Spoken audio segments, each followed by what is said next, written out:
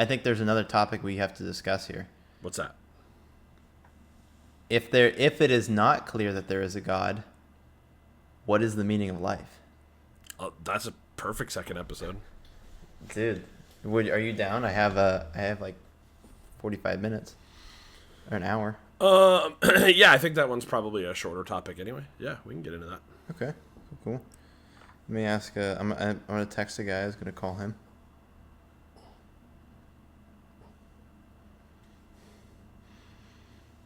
Are you?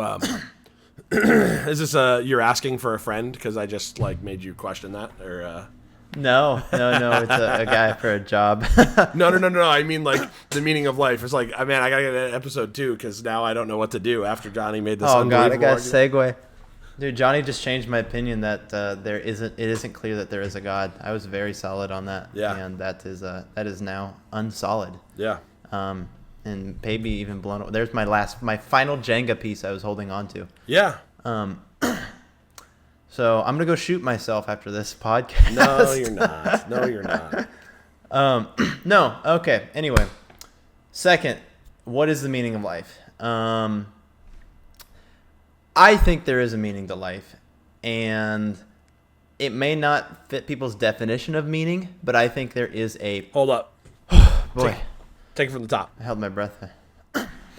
So, intro to part 2. If it is not clear that there is a God, which I think you have changed my opinion that it is not clear that there is some sort of deity that has created everything, then what is this is a grift of an argument. Then what is the meaning of life? As if these two have anything intellectually to do with each other. Yeah. But I feel like in people's minds they pair these two together. But I'm going to, for the sake of it, while acknowledging obvious grift, number 4,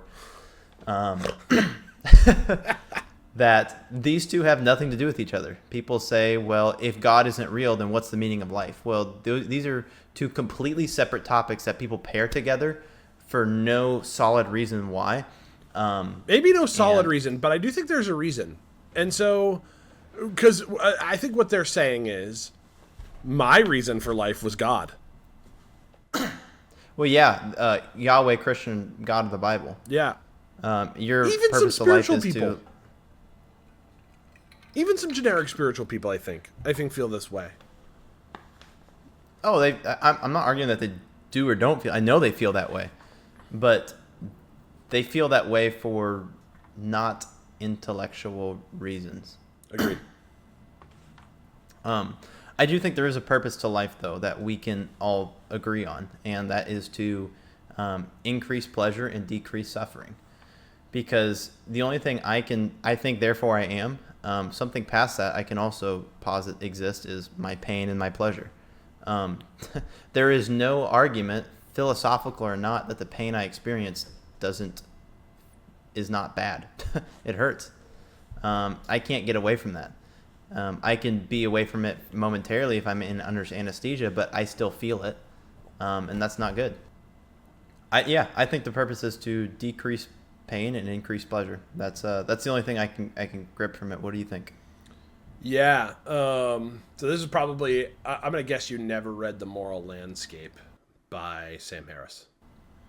No, I have not. So exactly, it's so funny because this is the very next place that you went, and it was the very next thing when like I lost my faith. I did this over a longer period of time. I was also trying to like raise kids and had a lot of other things going on in my life at the time, right? But it was like, I feel like I have real reasons to care about what happens.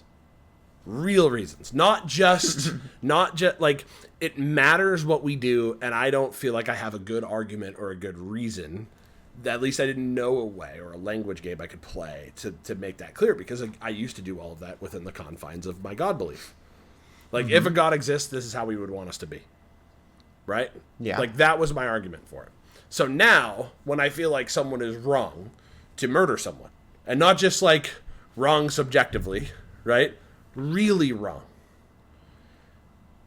Why do I feel that way? Why? Because that's bigger than what you're talking about. It's not just about my personal pain and pleasure. It's more like the greater purpose, the greater pain and pleasure of all conscious beings. That's how I felt. Yeah, I think it's fair to say that any sort of moral, whether some people might attest to this or not, but any sort of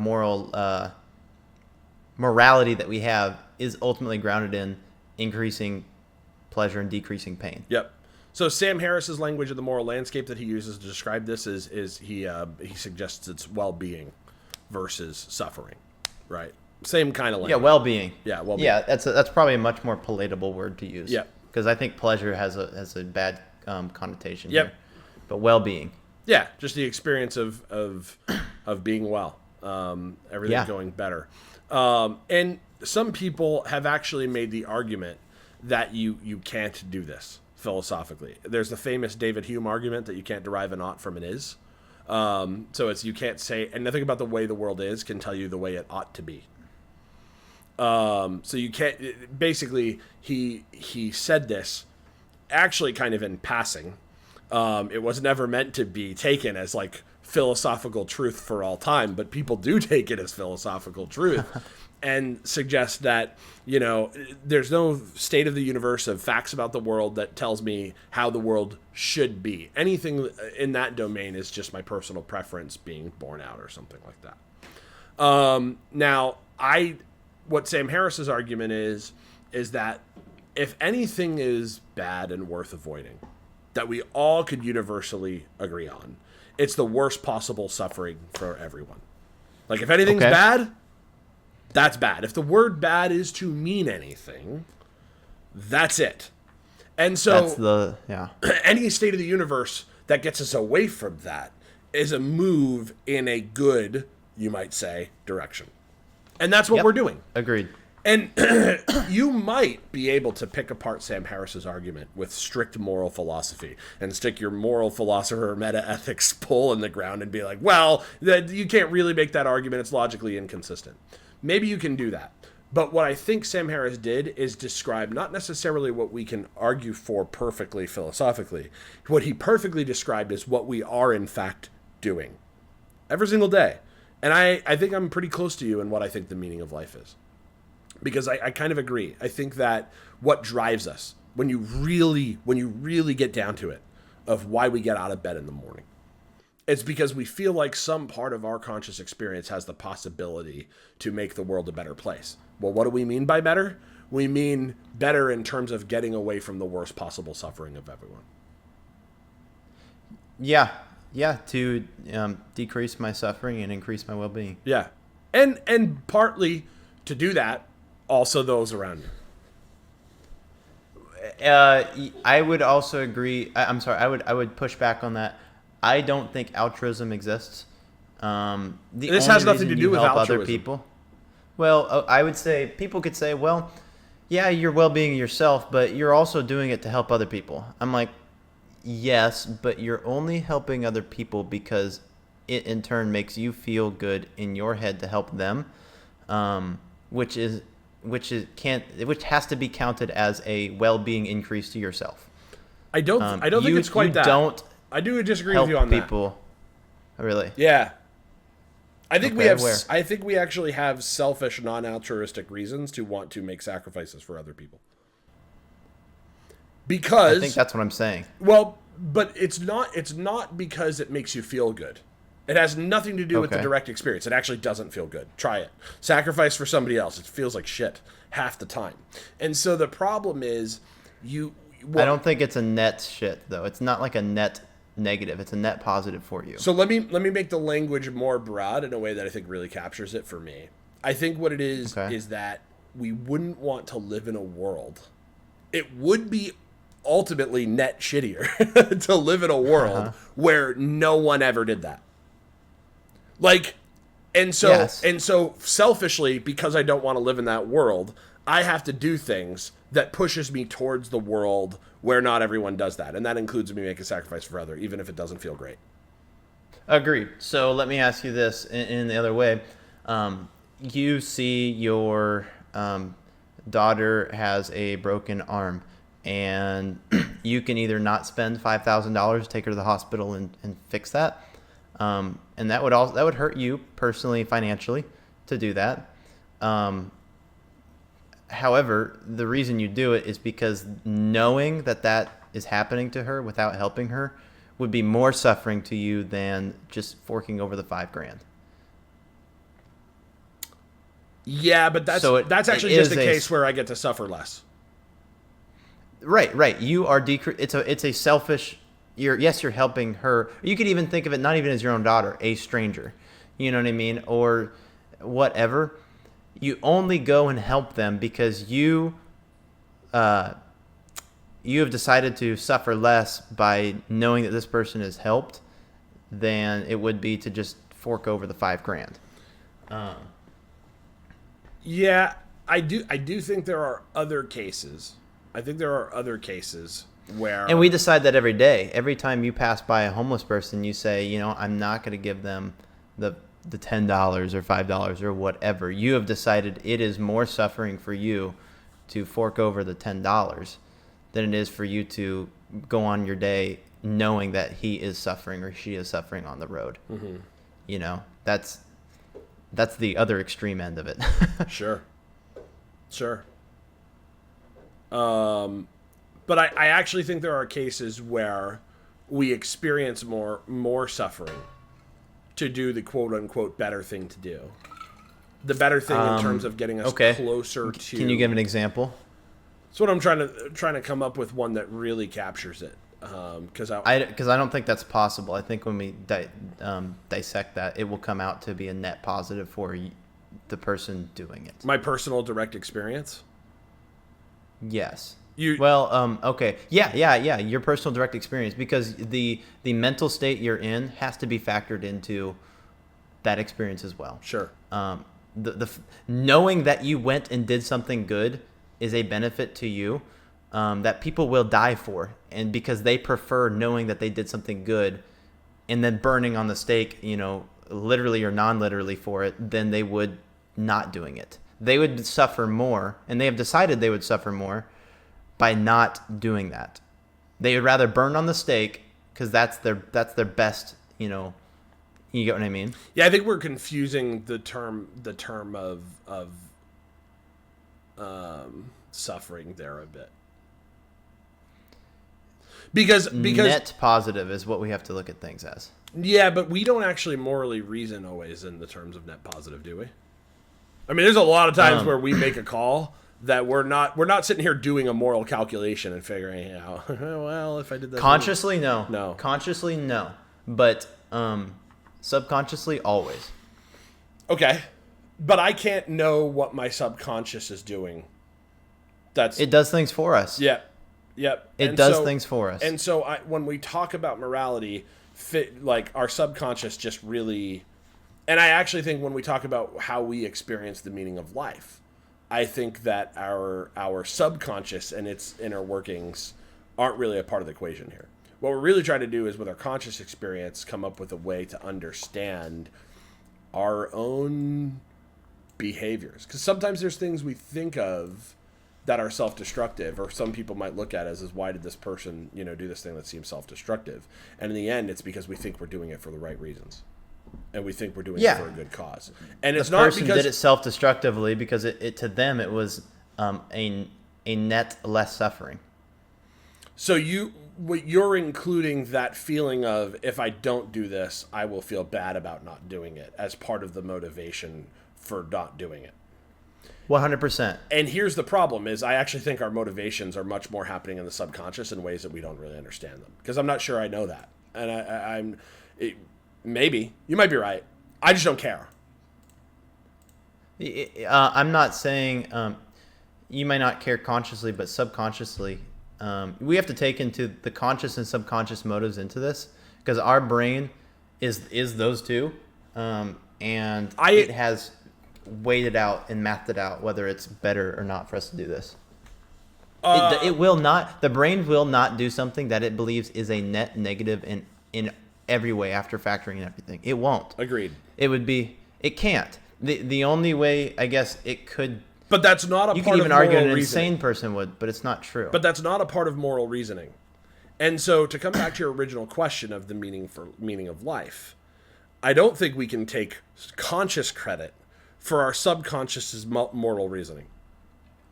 That might be true. That might be the moral calculation that our subconscious is doing and coming up with good reasons for, and ultimately, like, that is why we do or do not anything, right? I should say the only reason to do or do not anything in life, the only reason anything is worth doing is to decrease suffering and increase well-being. Yes. That's the only reason to do anything. Yes, and that is ultimately what our biology will wire us to try and do. We will get it wrong sometimes. Yeah. Obviously, within that admits we could be wrong. We could get the calculation wrong, right? Yes, it can be wrong, but it never intends to be wrong. Right. Its intent is always towards that factor. No doubt, yes. No disagreement. It's the reason why we all get out of bed in the morning. But it's not how that's not the experience of day-to-day life that brings us meaning. Because that's still kind of a no free will scenario where our subconscious is just driving the truck and we don't get to be a part of that. It's our conscious connection to it's the moral calculations and the thinking that we do that actually brings us meaning. It's that time where we might not actually, the decision made, okay, here's a way to put it.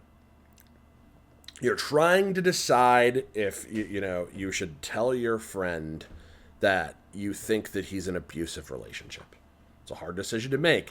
Is it right? We have this whole moral dilemma. Is that even my place to say anything? We go through all those moral calculations. And at the end, what feels good is that we came to a conclusion that felt good. But the actual reasons are illusory to us. Our subconscious made the call. And we don't get to know or be a part of that. We don't really know what our motivations are. We just tell ourselves really good stories in our neocortex about why we did it after the fact. It's more like it's all of our reasoning about these kinds of things are post hoc. But it's actually, that's where we get the meaning from, is that post hoc reasoning. If you ask somebody, what do you feel good about you did in this last week? You know what? I was having a really hard time. I was debating with myself of whether or not I wanted to, kind of go out on a limb and tell my friend about a situation he's in that's just not good for him. And I did it, and I feel really good about it.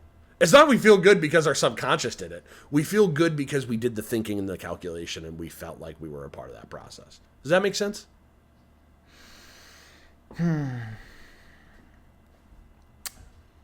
Almost. Okay.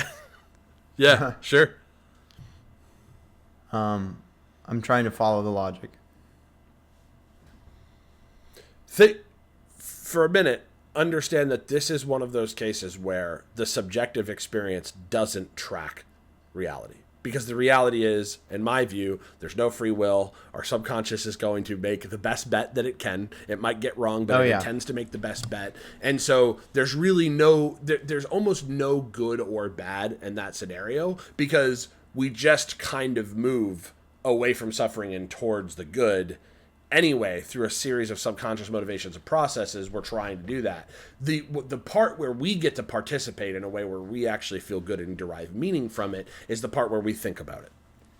So I think where we're saying the meaning of life or the purpose of life is to increase well-being, decrease suffering, is the moment where the teapot is in space versus where the moment the teapot can hit our head. Okay.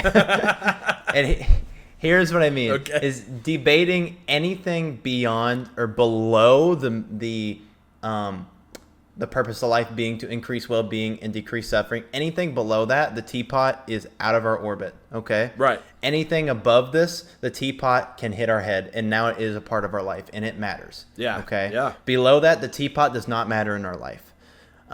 So when people say they look at, I call this my baseline of like purpose of life. It starts here, and anything past that, we can like debate about. But anything, people are like, well, if that's your purpose of life, then that's meaningless. I'm like, it's not meaningless. Remember, everything above this line, it can hit your head and it can really fucking hurt. Okay, you're gonna call that meaningless? No, we should avoid that, and we should do things, and we have a reason for doing things to avoid that. Okay, but below this, you could say, well, are our brains like being an illusion to us, and then is it really a big thing about should we increase well-being and decrease suffering? Well, maybe, but that doesn't matter to me. All that matters to me is that I feel it. This is the baseline. We need to worry about things above this, and everything below this does not change this baseline. Yeah, so and I think where someone would kind of argue with you, and now I need to probably issue a trigger warning, because I'm about to talk about a very serious topic here. I'm gonna do a number 9 possible TOS violation. Yeah, there you go.